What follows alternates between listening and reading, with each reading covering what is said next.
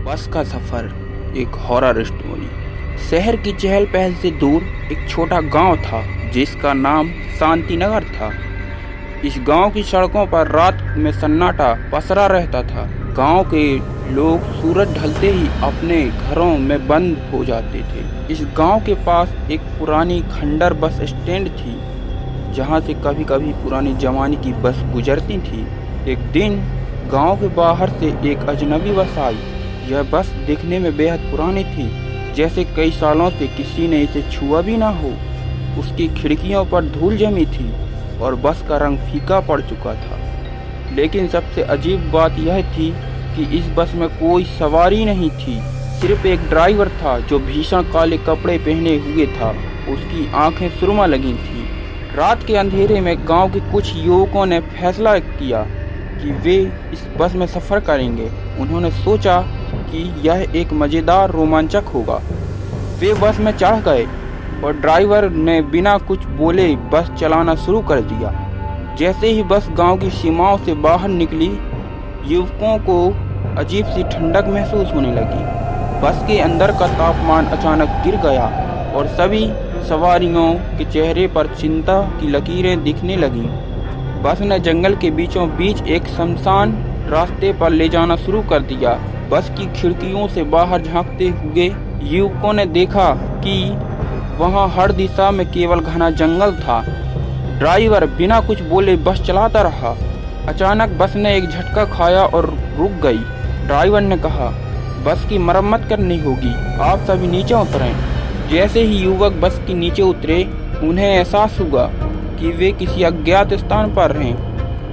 चारों ओर घना अंधकार था और दूर दूर तक कोई आवाज़ नहीं थी।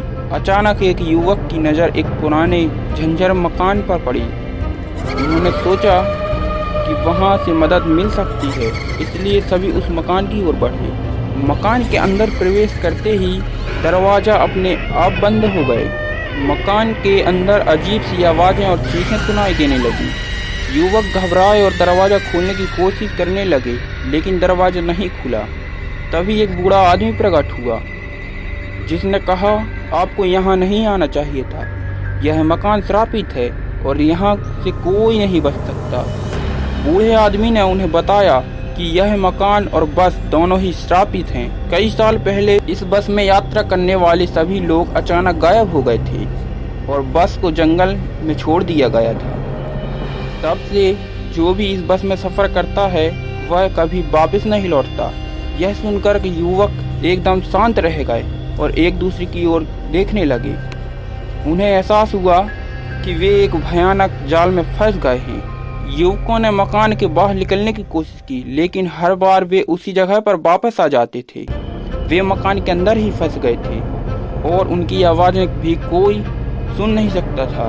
धीरे धीरे एक एक करके वे अजीब तरीके से गायब होने लगे। आखिरी युवक जो अभी भी होश में था, उसने देखा कि बूढ़ा आदमी और ड्राइवर एक ही है।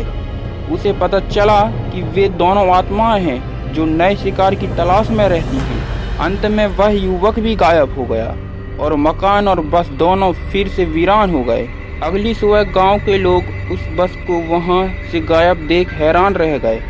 बस का कोई नामो निशान नहीं था। वह बस और उसके सवार हमेशा के लिए रहस्यमय ढंग से गायब हो गए थे। गांव के लोग इस घटना को भूलकर अपनी सामान्य जिंदगी में लौट गए, लेकिन उस रात की सच्चाई किसी को पता नहीं चली।